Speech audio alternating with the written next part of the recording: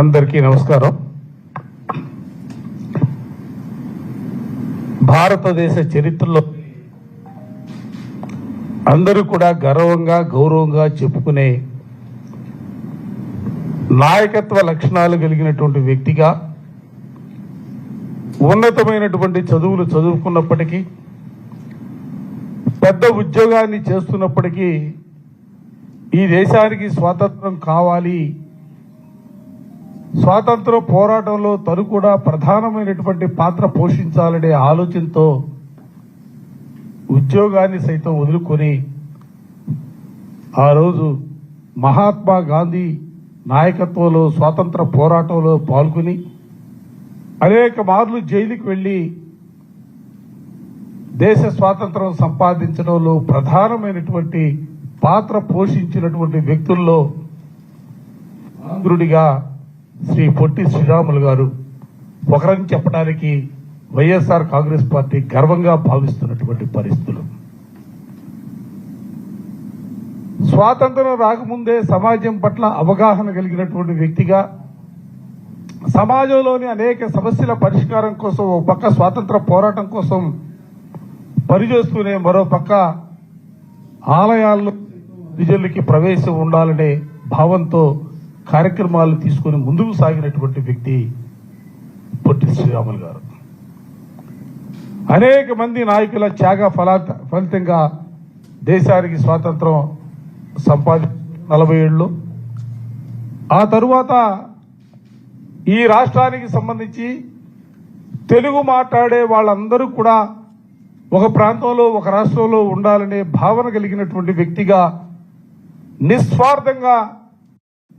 తెలుగు రాష్ట్రం ఏర్పాటు కావాలనే భావంతో ఆయన ముందుకు సాగినటువంటి ప్రక్రియలో చివరికి ఆయన ఆమరణ నిరాహార దీక్ష చేపడితే ఆ రోజున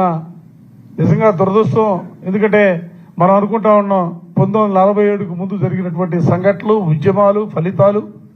బాధలు, ఇబ్బందులు అది కూడా మనం అనుకుంటా ఉంటాం, చరిత్రలో చెప్పుకుంటా ఉంటాం. కానీ దురదృష్టం దేశానికి స్వాతంత్రం వచ్చిన తరువాత కూడా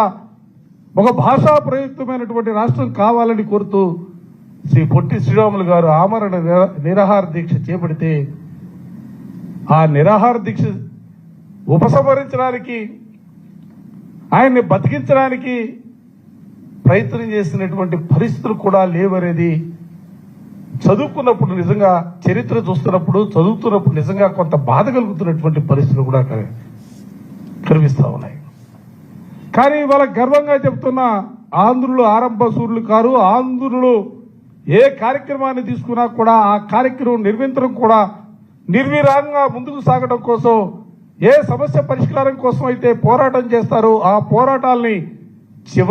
చివరి వరకు కూడా తీసుకువెళ్లి ఆ సమస్యకు పరిష్కారం చూపించగలిగినటువంటి నాయకత్వం ఆంధ్రులకు ఉన్నదని చెప్పడంలో ఇవాళ పొట్టి శ్రీరాములు గారు చేసినటువంటి త్యాగనితే మనందరికి కూడా ఇవాళ భౌతికంగా ఆయన మన మధ్య లేకపోయినప్పుడు కూడా ఆయన మనందరి హృదయాల్లో కూడా జీవించి ఉన్నాడు అని చెప్పడానికి ఆయన చేసినటువంటి త్యాగాన్ని ఈ రోజున గుర్తుకు తెచ్చుకుంటా ఉన్నాం. ఇవాళ చూస్తూ ఉన్నాం రాజకీయ వ్యవస్థలో ఇవాళ ఆలోచన చేస్తే ఏ కార్యక్రమం తీసుకున్నా కూడా నాకు ఏ లాభం జరుగుతా ఉందా లేకపోతే నా పక్కన వాడికి ఏ లాభం జరుగుతుందనే భావంతో ముందుకు కొనసాగే రాజకీయ నాయకుల్ని రాజకీయ పార్టీలు చూస్తూ ఉన్నాం. కానీ నిస్వార్థంగా నా జాతికి తెలుగు జాతికి న్యాయం జరగాల అనే భావంతోనే మహానుభావుడు మరణిస్తేనే ఆ మహానుభావుడి మరణం ఆయన త్యాగం వల్లనే ఇవాళ మనం అందరం కూడా ఆంధ్ర రాష్ట్రంగా కర్నూలులో రాజధాని ఏర్పడినా లేకపోతే తర్వాత హైదరాబాద్లో ఏర్పడినా తర్వాత ఇవాళ తెలంగాణ ఆంధ్రప్రదేశ్గా రెండుగా విడబడినా కూడా కానీ ఇవాళ ఇక్కడంటూ ప్రత్యేకమైనటువంటి రాష్ట్రం వచ్చిందంటే మహానుభావుడు శ్రీ పొట్టి శ్రీరాములు గారి త్యాగం వల్లనే సాధ్యమైందన్న అంశాన్ని కూడా ఈ సందర్భంగా గుర్తు చేస్తూ, ఎందుకంటే సమాజం ఇందాక చెప్పినట్టుగా సమాజాన్ని గురించి ఆలోచన చేసే వ్యక్తిగా ఇవాళ ఆయన ఆశయాలు ముందుకు తీసుకెళ్లే ప్రక్రియలో కూడా మా ప్రీతమ నాయకులు జగన్మోహన్ రెడ్డి గారు ఈరోజు ఆ మహానుభావుడు కళ్ళగన్నటువంటి అన్ని ఆలోచనల్ని ఆశయాల్ని ముందుకు తీసుకెళ్లడంలో సమాజంలో ఒక మార్పు తీసుకురావడానికి సంబంధించి సమాజంలో పేదరికం లేనటువంటి సమాజాన్ని సృష్టించడం కోసం ప్రతిపక్ష నాయకుడిగా పనిచేసినటువంటి ఆ రోజుల్లో కానీ, ముఖ్యమంత్రిగా 5 సంవత్సరాలు పరిపాలన చేసినటువంటి పరిస్థితుల్లో కానీ, తిరిగి ఈ రోజున ఒక ప్రధానమైనటువంటి ప్రతిపక్షంగా రాజకీయ పార్టీగా వైఎస్ఆర్ కాంగ్రెస్ పార్టీ ఎప్పుడు కూడా మహానుభావుడు పొట్టి శ్రీరాములు గారి ఆలోచనని, ఆశయాల్ని ముందుకు తీసుకెళ్లే దాంట్లో ఎప్పుడు కూడా మేము అందరం కూడా జగన్మోహన్ రెడ్డి గారి నాయకత్వంలో ముందుకు సాగుతామని మరొక్కసారి ఈ సందర్భంగా గుర్తుకు తెస్తూ, ఆ మహానుభావుడికి ఘనమైనటువంటి నివాళులు అర్పిస్తూ, భౌతికంగా లేకపోయినా మా అందరి హృదయాల్లో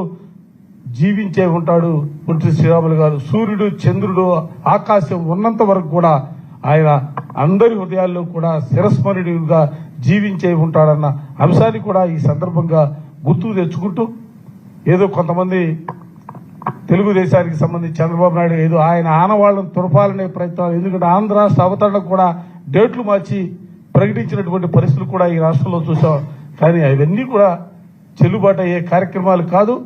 ఇవాళ కులాలు, మతాలు, ప్రాంతాలు మరిచి అందరం కూడా పొట్టి శ్రీరాములు గారిని అందరి హృదయాల్లో కూడా ఆయన్ని ఒక మహానాయకుడిగా ఆయన చేసినటువంటి త్యాగాన్ని భావితరాలు గుర్తుపెట్టుకునే విధంగా మేమైతే తప్పనిసరిగా వైఎస్ఆర్ కాంగ్రెస్ పార్టీ ముందుకు సాగుతుందన్న అంశాన్ని గట్టిగా చెబుతూ ఆయనకి మరోసారి నివాళులు అర్పిస్తాను. Thank you. జోహార్ పొట్టి శ్రీరాములు గారికి, జోహార్ పొట్టి శ్రీరాములు గారికి, జోహార్ పొట్టి శ్రీరాములు గారికి, జోహార్ పొట్టి శ్రీరాములు గారికి.